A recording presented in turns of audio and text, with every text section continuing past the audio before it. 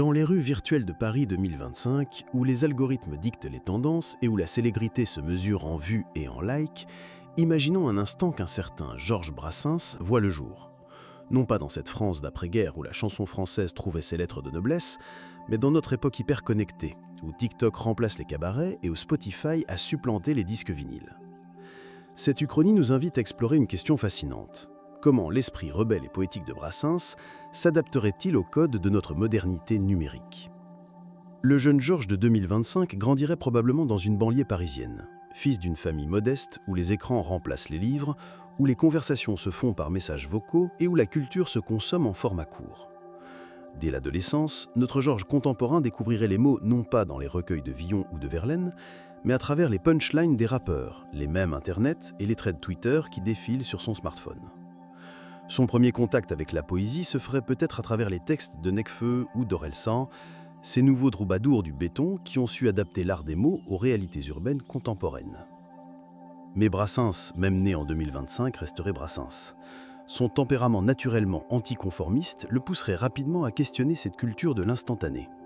Là où ses contemporains cherchent la validation immédiate des réseaux sociaux, lui développerait une fascination pour la lenteur, pour le travail minutieux du vers et de la rime. Il passerait ses soirées non pas à scroller sur Instagram, mais à décortiquer les mécanismes de la viralité, à comprendre comment une phrase de 15 secondes peut toucher des millions de personnes, et surtout à se demander ce que cela dit de notre société. Son entrée dans l'univers musical se ferait naturellement par le rap, langage musical dominant de sa génération. Mais notre Georges 2025 apporterait à ce genre une dimension particulière. Là où d'autres rappeurs cultivent l'image du bad boy ou du businessman, lui développerait un style unique, mêlant références littéraires et argot contemporain, philosophie anarchiste et humour décapant. Ses premiers freestyles postés timidement sur les plateformes surprendraient par leur intelligence et leur profondeur, dans un environnement souvent dominé par la superficialité. L'algorithme TikTok, cette machine à formater les contenus, détecterait rapidement l'originalité de ses créations. Ces clips de 30 secondes où il parlerait avec autant de facilité de Proudhon que de crypto-monnaie, de l'amour-livre que des influenceurs, commenceraient à circuler. Mais contrairement aux autres créateurs de contenu, Georges refuserait de jouer le jeu de la surenchère. Pas de danse ridicule, pas de challenge absurde, pas de collaboration commerciale douteuse. Juste lui, sa guitare électrique branchée sur son ordinateur portable, et ces mots qui dérangent autant qu'ils enchantent. Cette authenticité dans un monde d'artifice lui vaudrait rapidement une communauté de fans fidèles, mais aussi de nombreux détracteurs. Les marques tenteraient de le récupérer, les labels de le formater, les médias traditionnels de le cataloguer. Face à ces tentatives d'instrumentalisation, notre Georges moderne adopterait la même attitude que son ancêtre, l'indépendance absolue. Il refuserait les contrats mirobolants, préférant financer sa musique par des plateformes participatives, créer son propre label indépendant et maintenir un contrôle total sur sa création artistique. Son statut d'outsider dans l'industrie musicale contemporaine deviendrait paradoxalement sa plus grande force. Pendant que les autres artistes s'épuisent à suivre les tendances éphémères, lui développerait un univers personnel cohérent. Ses textes aborderaient les grandes questions de notre époque avec la même impertinence que l'original traitait celle de la sienne. Il chanterait l'ubérisation du travail, la surveillance numérique, l'écologie punitive, les réseaux sociaux comme nouvelle drogue du peuple. Tout cela avec une ironie mordante et une tendresse cachée pour l'humanité. Le phénomène Brassens 2025 prendrait une ampleur particulière grâce aux communautés en ligne. Sur Reddit, des forums entiers se créeraient pour décrypter ses textes. Sur YouTube, des chaînes d'analyse littéraire disséqueraient ses métaphores. Sur Twitter, ses phrases deviendraient des mèmes politiques. Cette appropriation collective de son œuvre par Internet correspondrait parfaitement à sa vision anarchiste de la culture, libre, partagée, non propriétaire. Mais cette célébrité numérique aurait ses revers. Les polémiques naîtraient de malentendus, amplifiés par la machine à indignation des réseaux sociaux. Ses positions d'anti-autoritaire seraient récupérées par tous les bords politiques, déformées, instrumentalisées. Face à cette cacophonie, Georges adopterait une stratégie de transparence radicale.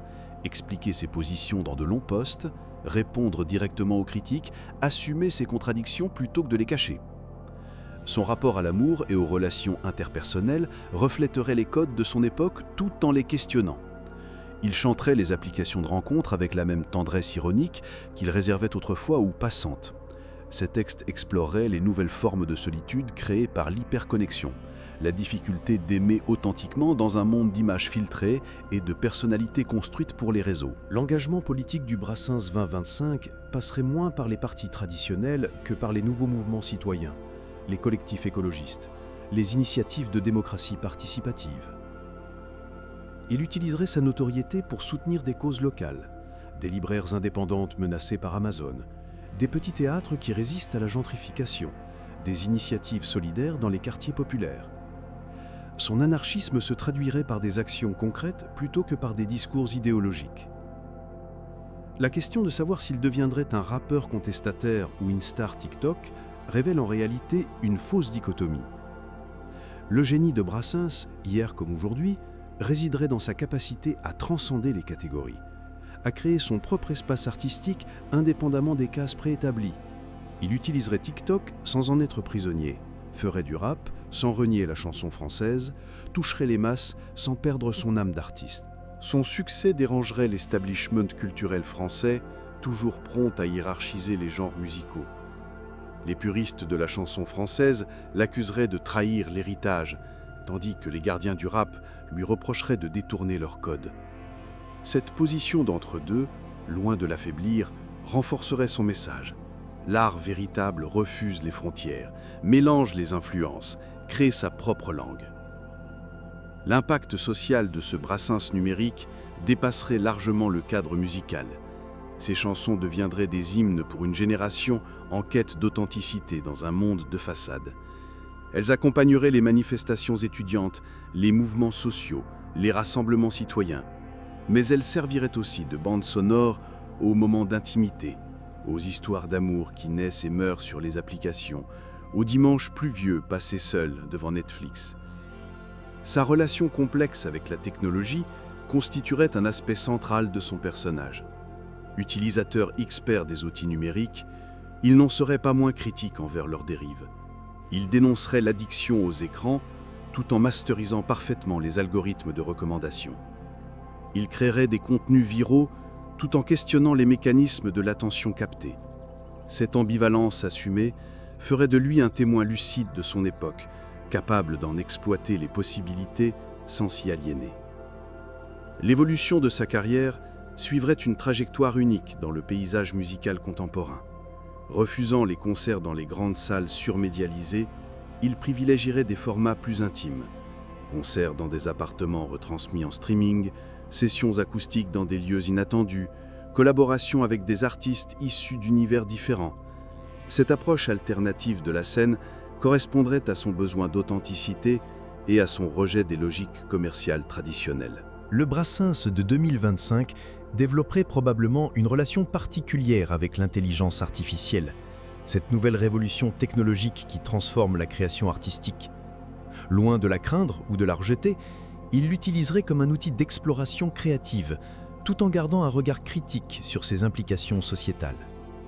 Il pourrait créer des duos virtuels avec des versions IA d'artistes disparus, questionner la notion d'authenticité artistique à l'ère de la génération automatique, explorer les frontières entre création humaine et machine. Son héritage se construirait différemment de celui de son prédécesseur.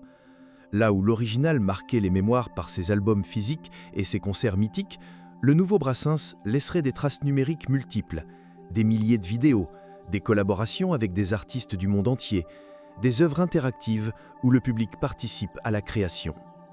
Cette dispersion apparente masquerait en réalité une cohérence profonde, celle d'un artiste qui aura su adapter son message libertaire aux outils de son temps.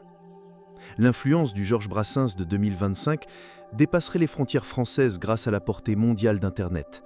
Ces textes, traduits et adaptés dans de nombreuses langues, inspireraient une nouvelle génération d'artistes contestataires à travers le monde. De Lagos à Sao Paulo, de Berlin à Tokyo, des musiciens reprendraient ces mélodies en les adaptant à leur réalité locale, créant un mouvement artistique international unifié par les mêmes valeurs de liberté et d'authenticité. Cette version contemporaine de Brassens incarnerait finalement l'espoir d'une résistance créative face à l'uniformisation culturelle. Dans un monde où les algorithmes tendent à homogénéiser les goûts et où l'industrie du divertissement privilégie la rentabilité immédiate, il démontrerait qu'il reste possible de créer un art populaire sans être populiste, accessible sans être simpliste, moderne sans renier ses racines. Son existence même constituerait une réponse à la question posée, ni rappeur contestataire exclusivement, ni star TikTok conventionnel, mais un artiste total qui utiliserait tous les outils de son époque pour porter un message intemporel de liberté, d'amour et de résistance poétique face aux aliénations contemporaines.